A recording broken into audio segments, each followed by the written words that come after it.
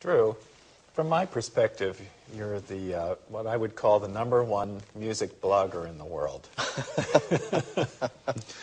I think it would be helpful for our audience to understand what is blogging. Sure. And then perhaps how you got into it.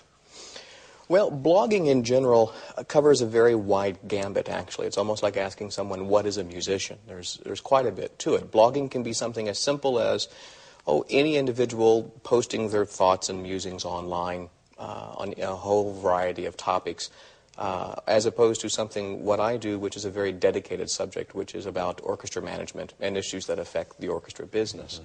And that makes it different from the standpoint that it's not just purely opinion. It's not even standard mainstream journalism. It's not traditional writing, but it's not strictly opinion. It's really something new, which makes it really a lot of fun to do as well. In the last year alone, I know, when I started 2 years ago, there were next to nobody doing what I do now, just the host of folks at Arts Journal writing about different subjects in different mediums of art. But now there are quite a few individuals that actually write about music, sometimes very specific sects of music, and others that do more broad-based arts, nonprofit topics. Mm-hmm. So you set something in motion, I hope.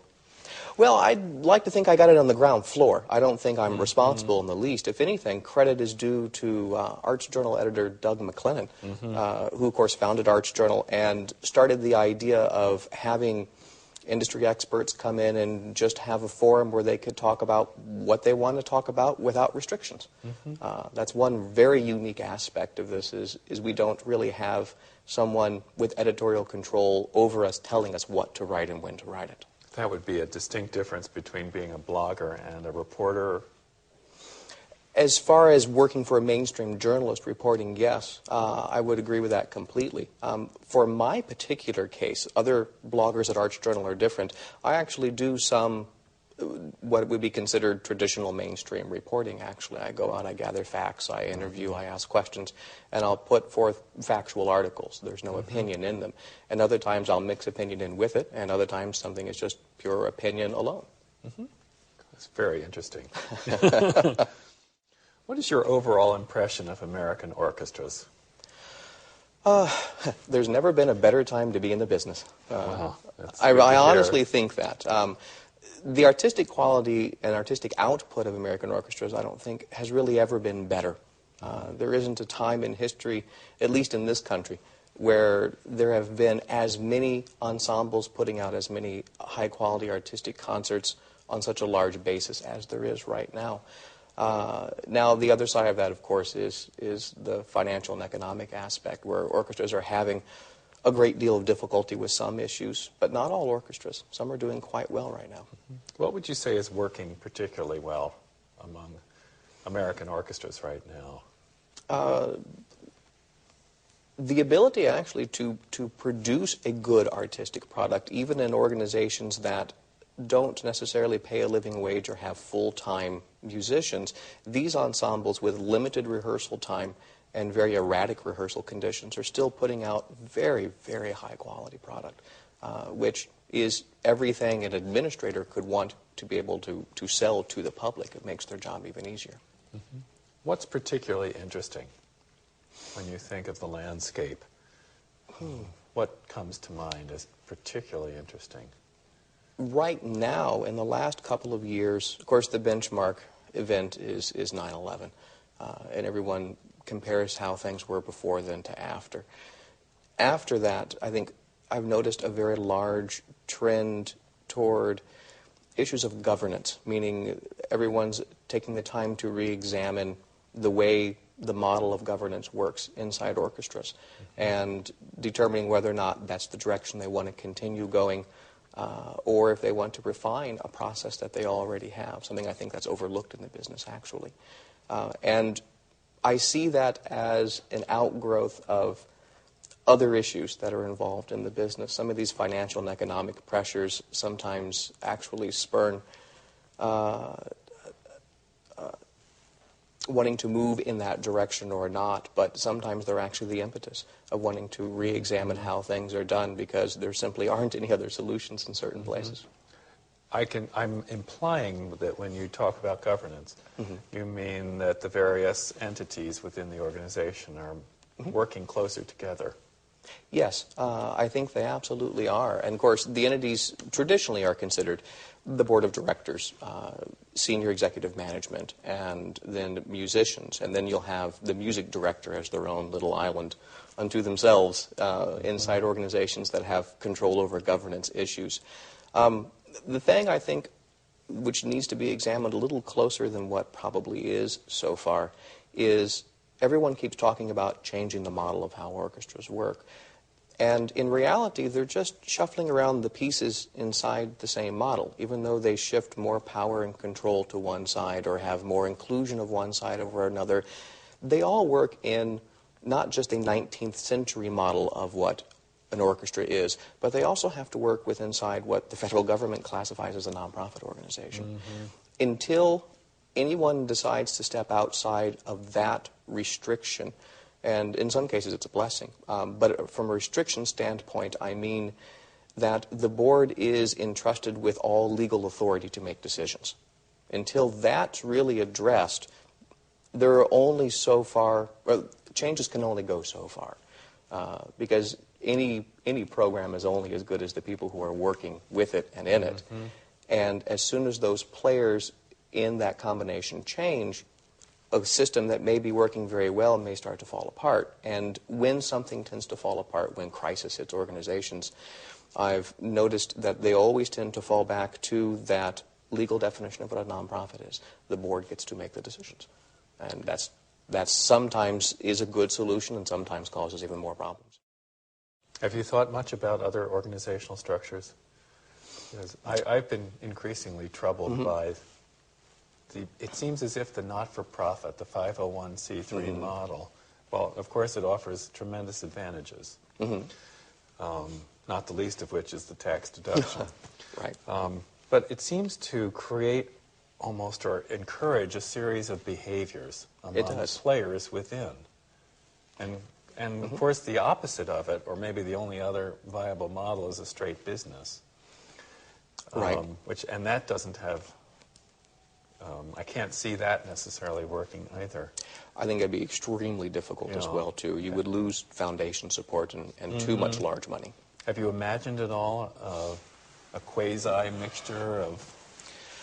Well, I think this actually touches back to what I mentioned a little earlier, which is the organizations which are working on refining the process that they have, meaning they work with inside the restrictions. Restrictions are not necessarily bad things. I know...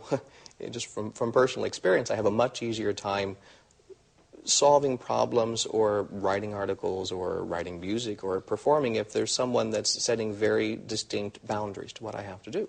The mind doesn't tend to wander off quite so much.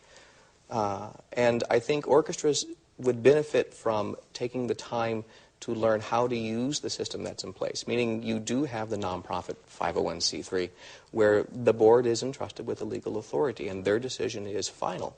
Now, inside that, what we have is the traditional labor structure of collectively bargained musicians that work with the board and management to determine not just what their compensation and benefits are going to be, but in the organizations where the musicians are doing their part, I think, they also use that negotiation and the collective bargaining agreement to actually influence the strategic direction of the organization. And that does not have to mean conflict. It doesn't have to mean there's things that are going to go wrong. There are some superb examples out there right now, like Nashville. Is probably one of the happiest orchestras on earth right now. To talk about it. Well, Nashville uses no special model. They use the same basic collective bargaining agreement that everyone else uses. To a large part, they make their system work because of the people who are involved. They have people who are involved. They have one of what I think, hands down, is one of the most superb managers today, which is Alan Valentine, running that organization. And whether Alan realizes or not, he really is the driving force behind a lot of the positive relationships that are within the organization, not just between the musicians and him on the senior level, but that attitude filters down through the rest of his staff. And of course, that then intermingles with the musicians. For an organization that came from such difficult times of bankruptcy, not that long ago at all, to go to a situation where they're building a $120 million concert hall and they raised $25 million for their endowment before then, and their musicians, doubled their income in that time as well, too. That's an extraordinary accomplishment. And in other organizations that have had very similar financial and labor problems who have not been able to recover equally, I think Nashville's a real shining example. Yeah, at one time Nashville was, it calls itself Music City, and it was just C&W. Oh, yes. And now it's expanded. Oh, sure, and they still fight that attitude. I published a series of articles about what they're doing at Nashville, and I talked to some people about it, and the first thing they always say is, Nashville? You're kidding. Nashville? This is going on? Isn't that country music? And it is. I was able to spend some time there, and if anything in the business, I'm known for looking for things that may or may not be good in organizations. And I really looked for something beyond what I assumed at first was just a veneer. And I really found nothing but substance there. I found concerns. It doesn't mean there isn't problems within the organization, but there's an amount of inherent respect for one another among musicians and managers and between one another that allows them to work through those problems, so it's not something else that just adds to the apathy that tends to tear away organizations from the inside out. Earlier you talked about the music director or the conductor as being a little island sometimes unto him or herself, we'll say. How's that, what's the situation in Nashville? Well, in Nashville, of course, they had, with Kenneth Schermerhorn, a music director for a very long time, who very suddenly and very unexpectedly passed away last April of 2005. And their new concert hall, which is named after Kenneth Schermerhorn, was scheduled to open up in the beginning of their 2006-2007 season. He was supposed to conduct at least the first season there, and they were going to gradually look for a new music director. So that's one bit of not conflict, but it's definitely a bit of strife that's thrown into the organization, because they have all the regular pressures involved with building a giant building that they're not just going to be the main tenants in, they own the building, meaning they run it, they're responsible for making a profit. That's that doubles, or if not more, the size of their administration. And on top of that, now they have to go about finding a music director as well. I read in New Music Box, Frank O'Terry's column, he was talking just recently about their repertoire. There was a very interesting playback on that, and what be interesting, I don't want to go too deeply here on Nashville, but it'll be very interesting to see their repertoire has been fairly imaginative, and it'll be interesting to see now that they're moving into a hall that's going to require them to generate more revenue. Sure. How the repertoire will be affected. That, and of course, that also just circles back to all the issues of governance and how musicians and managers will work together, because they'll have to decide how they want to create a formula to determine which repertoire they're going to play and how they're going to evaluate how well that does, or how much impact it does or doesn't have. And to the best of my knowledge, they use no extraordinary system of being able to determine that right now. That's outside the ordinary. And whether or not they decide to go that direction will be very interesting to find out, I've noticed a significant change in philanthropy over the last, I would say, now 15 to 20 years from, and I'm generalizing, so apologies for that, but moving from a philanthropy that was that came out of the early part of the 20th century, I believe, which was the grand gesture philanthropy, to what I call donor-driven philanthropy, where donors have very specific ideas about how they want their, and from your response here, you know what I'm talking about. Sure. How do you see this impacting American orchestras? It will. Clearly. There simply isn't any way around it. I don't think the American orchestra model regardless of what model they use, a 501c3 or they step out of it or the governance, all of those things are still going to be impacted solely by the amount of money they receive and how the people giving the money want it being spent. You'll never change that attitude. You can do your best to help educate and help guide and help steer, but you'll never change it. I'm of a mind, typically from a management point of view, that instead of trying to fight that, work with it. It's just one of the rules that you have to work in. Whether it hobbles you or it empowers you, you still have to work with that to get to the end goal that you're leading to. A good manager will always find a way to take restricted funds, which is what you're talking about, meaning single-use or limited-use funds, and be able to still apply that money or use that money to draw in other money to do other things that need to happen in the organization. Now, of course, there are a lot of good conversations we can have about that in different directions. But I simply think trying to move away from that would be a very bad thing for the business. They simply can't survive without those large donations, and I don't think ever will. Unless the government steps in, but I'm not going to hold my breath either. Don't hold your breath there. It's clear from reading your work and from talking to you that you're somebody who's very impassioned about the topic, your topic. You must wake up in the morning and want to do what you do. What's your motivation? What would you like to see as the result of your work? Wonderful question. Someone actually mentioned to me the other day that they thought I was very passionate about what I wrote about, and I asked them if that meant they thought I was a pain in the neck, and they agreed. Motivation is to simply want to see the business do even better and not squander the artistic output that is currently in place, because I think it's quite possible to lose that.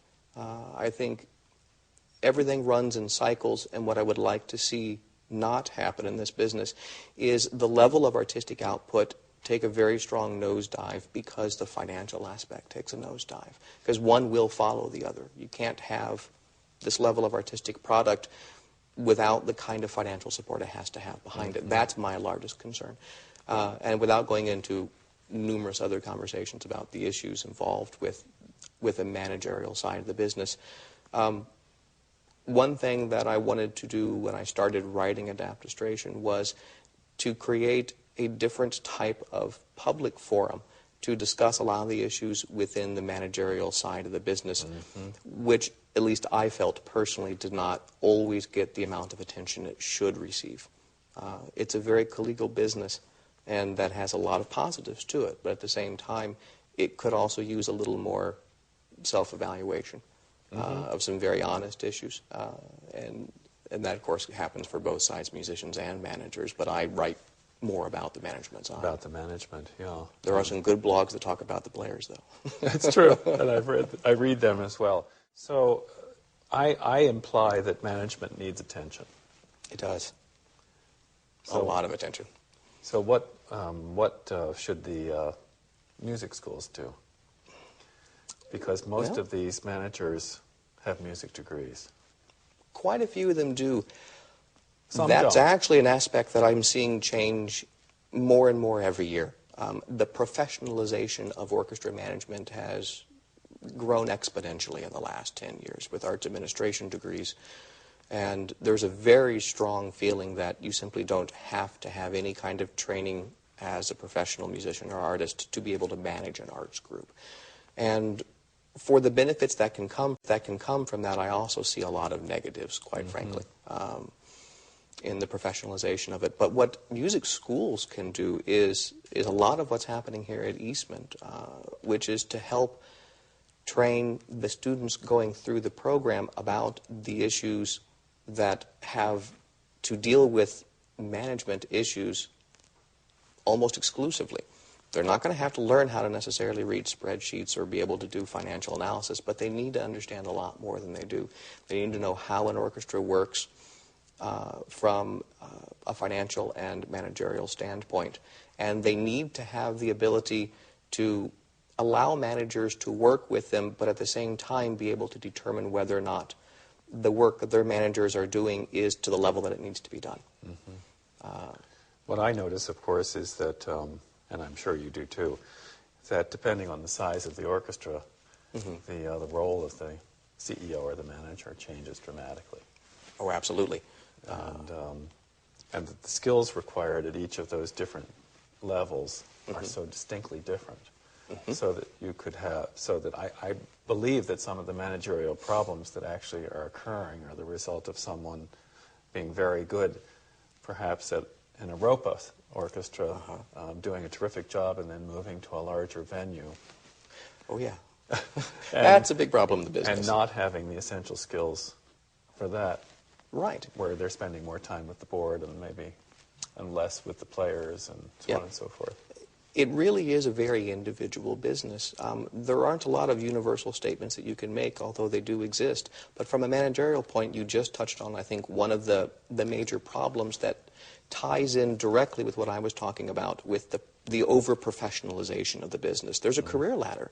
If you want to work in a top 10 orchestra in one of the big budget exams, well, you start by managing a little, small budget ROPA, and then you go to a middle-level manager here, and you run a department there. And you fly through this fast-track program. But it completely denies what you were just touching on, which is each one of those situations and that rung of the ladder right now are so universally different from one another that you need to encourage managers to stay where they are when they do well. I know one of the things I write about every year is an annual compensation report. I publish a list of what musicians' base salaries are and what their executive directors and their music directors earn. And that stirs up a lot of controversy, but I think it's still useful. And I don't do that necessarily to say managers make too much money, because they make, especially in smaller budget ensembles, they make exponentially thousands of percents more than musicians do. But it forces the issue into light, not just for the musicians, but from the public view of, are they paying that manager X amount of dollars, and are they getting the amount of results they want out of that manager? Which goes back to that issue of, is that manager doing what needs to be done for that organization? Everyone gets caught up in this salary game of, I have to pay X because over here in my neighbor 2 communities over, they pay Y. And if we don't pay something of a percentage of what the for-profit counterpart makes, then we're not going to be able to keep this person. Instead of focusing on trying to give managers reasons to stay where they are because they'll be rewarded for building something that's really spectacular. I don't think that exists nearly as much as it used to, and that's a real shame. Yeah, I believe the MBA arts management era is ending. We've had it seems to be, across the country we see the number of people enrolling in MBAs just not even with an arts or not-for-profit focus has dropped. I'm hopeful that the days of the non-arts trained or music trained MBA are ending. I do too. In the same breath, I do think that the things that you learn in an MBA program or an arts administration program are very important. Well, I'm not denying that. Right. But finding a balance between those two is, just like everything else, going to be something that has to work. This business loves to work like a pendulum. It loves to be on either one side or the other and doesn't spend very much time in the middle. And it happens with musicians and labor issues, and it happens with managers just as well. The management business in the orchestra world is very small, just like the musician business, and everybody knows everybody. And as such, it's a very contrived, and I don't mean that in a negative way, it's a very contrived business from the standpoint that managers have a lot more control, whether they realize it or not, to standardize the business in one way or another. And one of the things that I've noticed happen in recent years is a lot of what happens to musicians, which I always call the money drug. The only thing they measure their success by is strictly by how much they're paid. And on the higher budget orchestras, it becomes an exponential problem. But the same thing exists for managers, not necessarily with how much they're paid, but where they work. If you don't work in one of the big 5 plus 2, San Francisco and LA, then you must be, or if you work there, then you must be better than someone who works at Nashville, which is absolutely ridiculous, Yeah. as opposed to simply looking at accomplishments, at what someone has done, as to the measure of their real value. And the industry attention on those individuals is something else I've tried to address with adaptistration. Writing about managers that really wouldn't be featured in Symphony Magazine, or they're not going to be the buzz at conventions because they're not in one of the top 5 orchestras. Do the headhunters call you to ask for your recommendations? No. I'm going to make sure they start doing it. Well, I've started actually doing some headhunting myself as well, too. I've worked for a while now with components of that, offering counsel and advice. But I'm starting to do a little bit more in that direction with everything else. Let me get into a more complicated area here. I'll lean forward then. I believe that, this is from my perspective, that American orchestras internally are working better with the issues at hand, but mostly because of an atmosphere of fear, out of an atmosphere of external pressure. I almost said fear. Well, sometimes that's true too. But I also I'm not convinced at all that if the gray-haired lady came along with a gift of $100 million, that all the people would revert to previous behaviors, let's say, or previous positions. What can and should we be doing now to ensure systemic change within the organizational structures, so that as times change and culture in the U.S. does go through waves? Oh, sure. Developmental waves. What can we do now to ensure that it will be different and better? And long-lasting. I think, that's what I mean. Yeah. To be able to change when regimes change with inside orchestras, that it will continue. The best thing, I think, actually, is you have to work with the insane model that exists, which is the 501c3.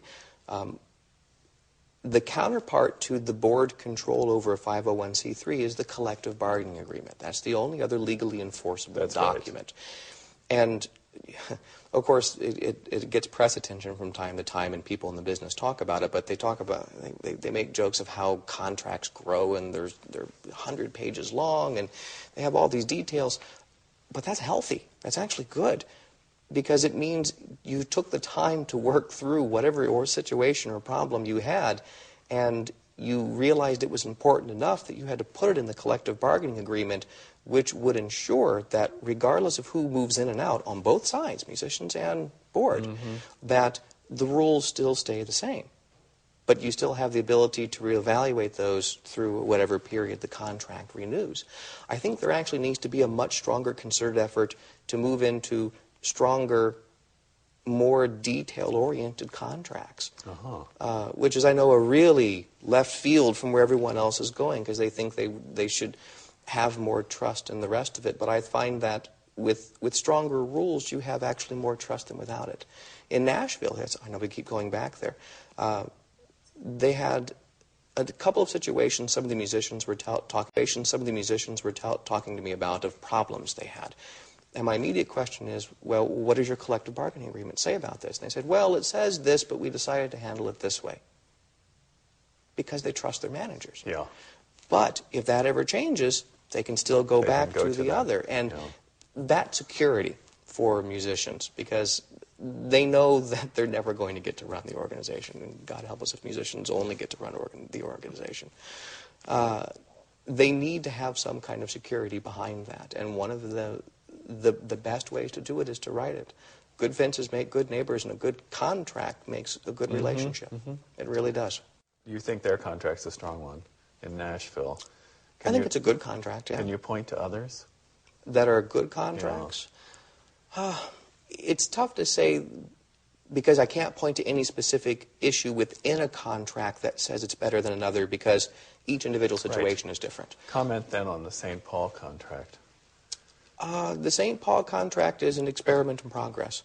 I know that they're trying to move toward having musicians have a greater impact in the organization by having board representation, which I think is absolutely a good thing. Now, you have to start to define the parameters of what's representation. Although people give me crazy looks when I tell them about it, one of the best models that orchestras should be looking at is really the federal government. How a bureaucracy works. I know, it gets laughs. Because a bureaucracy, when it's run well, works marvelously.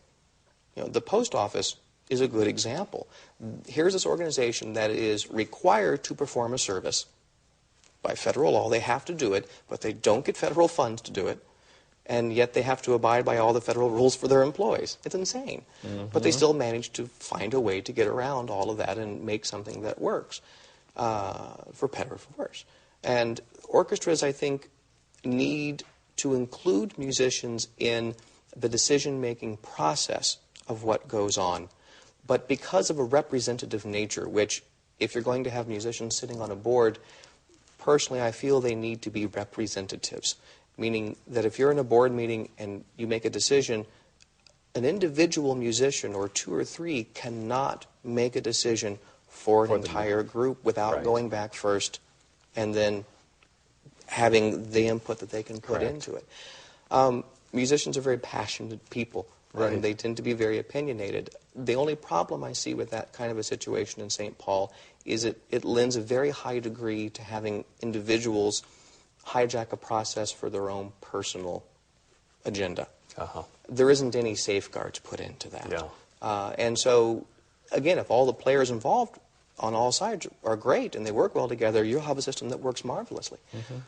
But it will be dependent only on the individuals that work. And when that disappears or evaporates, what are you left with? It becomes a very dangerous situation from that standpoint. I think in St. Paul, and in other orchestras that are considering a model like that, they should have musicians on executive board committees. I think that's one of the things that St. Paul does that's spectacular, that every orchestra needs. Not just sitting in the main general board meetings, but the executive board, because that's where the decisions really happen anyway. I don't think musicians should vote, quite frankly. I think they should simply be representatives to put input and to have contact with board members. Because from a sheer standpoint of numbers, their vote's worthless. It's like the independents in Congress. You know, they're there, but they have no power. You have to be on either one of the two parties to make it work. And the government's a good example to watch, because you'll see two different parties of ideological differences that are forced to work together. They have no choice. And there's the political intrigue that goes along with that. But in the end, there's still a final product. And the country hasn't fallen apart yet, so at least it works to the degree.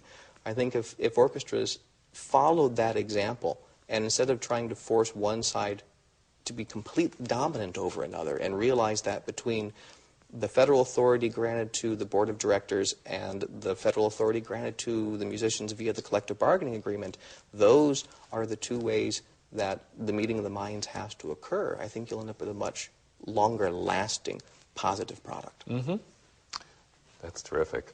Do you have any questions you would ask me?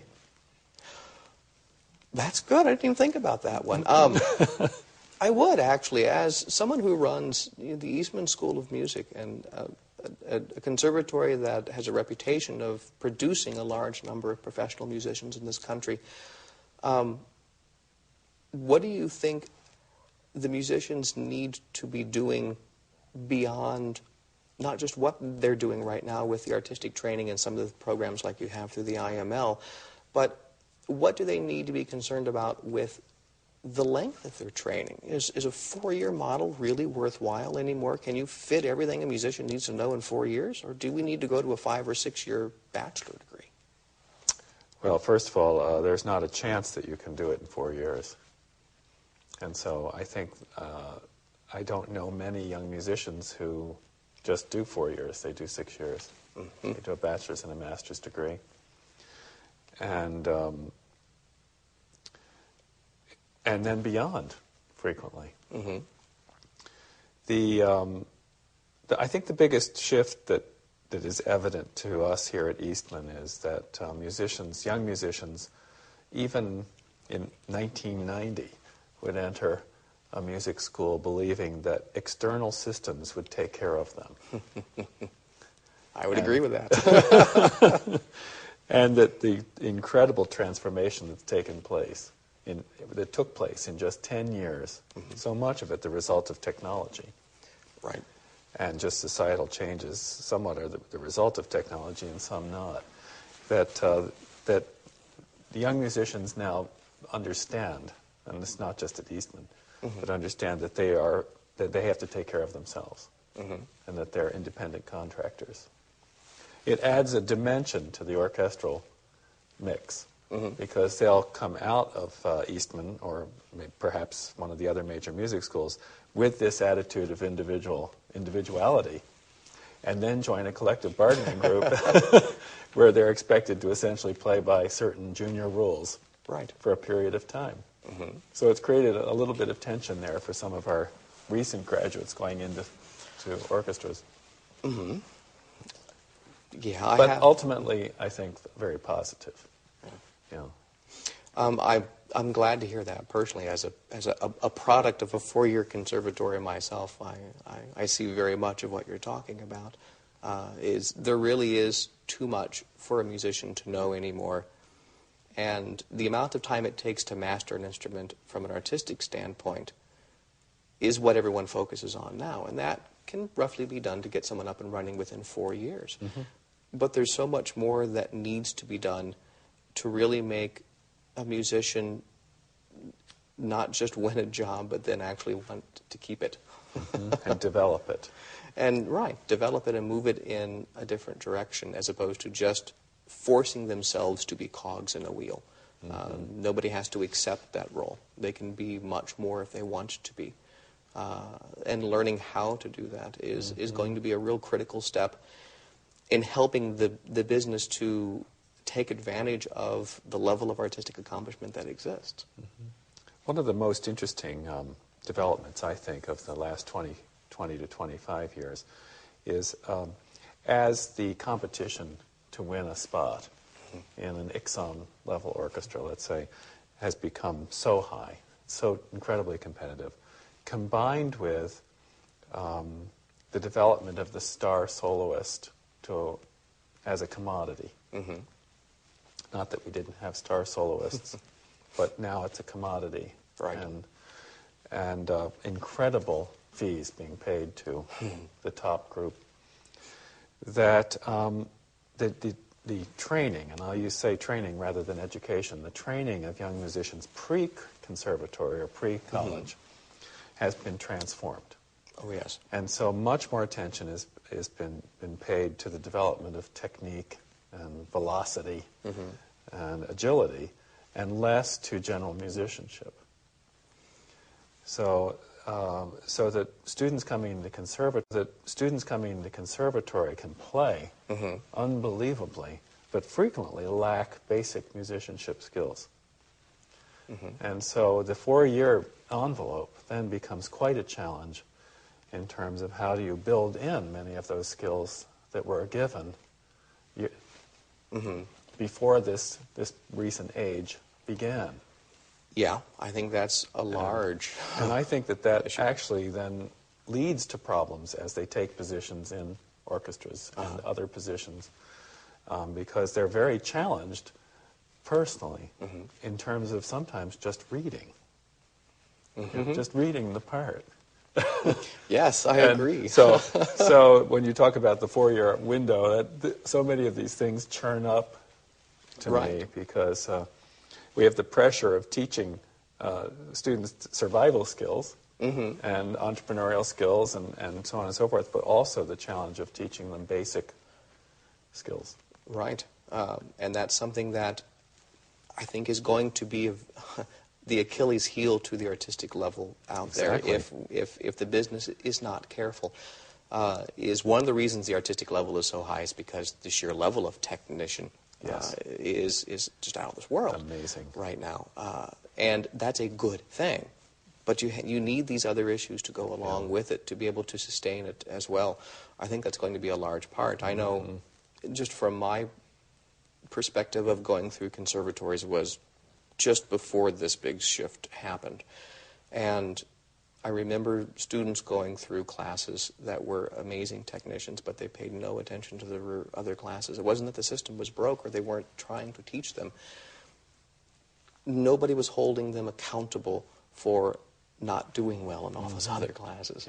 And That's that right. was a real problem. And coincidentally, now having enough history behind me, I've seen a lot of those same technicians are the first people that burn out. Exactly. And fade away. And the ones that stick with it have more of a holistic artistic education and are good musicians and are the people who have a little tougher skin. Let me just jump a subject here. Sure. So you're hired by, let's say, the American Symphony Orchestra League has something called the Orchestra Leadership Academy, OLA. Hola, yes. Yes. And OLA offers seminars for managers, primarily. Right. Sometimes for conductors. Right. And so you get a phone call from the league, Yeah. from Henry or Polly or whatever, and they want you to teach a course for orchestra managers. I'd say yes, I'd love it. What would that curriculum look like?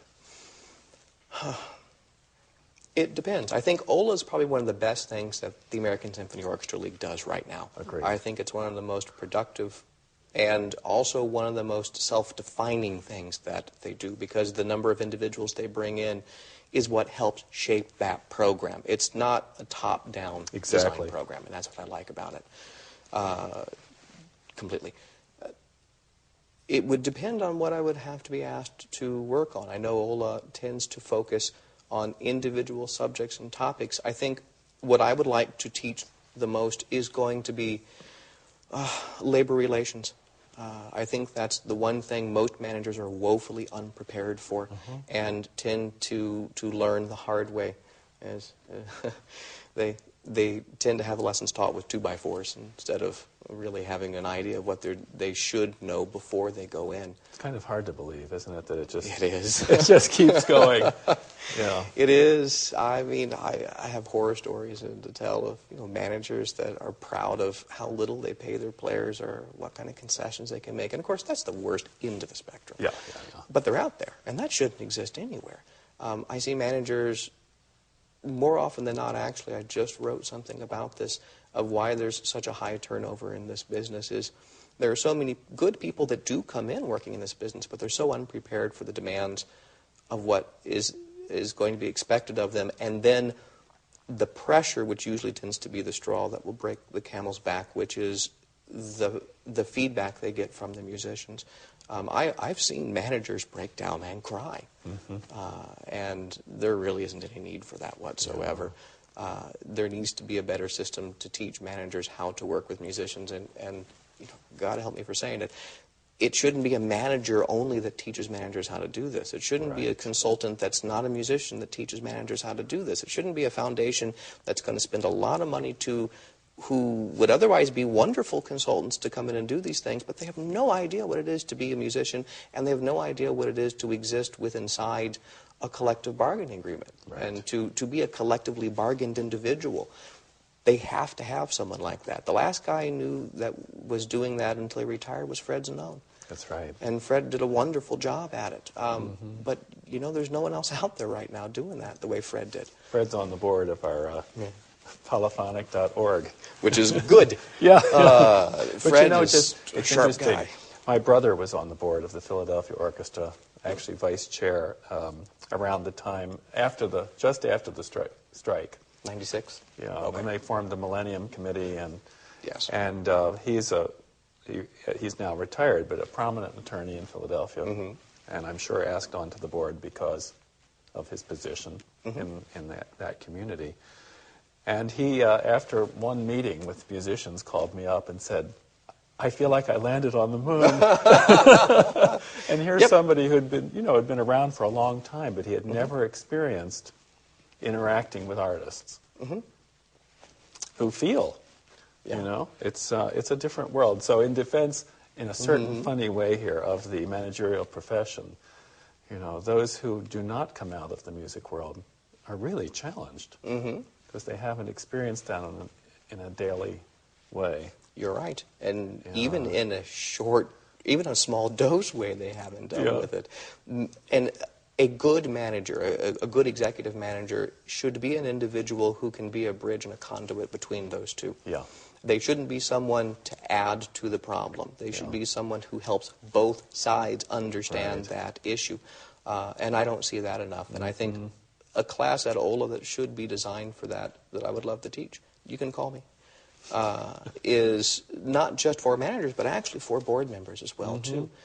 Because there's such a wide variety of personalities in board leadership, just as much as there is in musicians. I think that's got to be one of the things that's addressed first and foremost right now. Yeah, okay. And I think some of the best people to deal with that are not just the musicians, but some of the people who have worked for musicians for a very long time as their representatives in one form or another, because you can learn a lot from those individuals as you can from the musicians themselves. Thanks. Sure, thank you very much.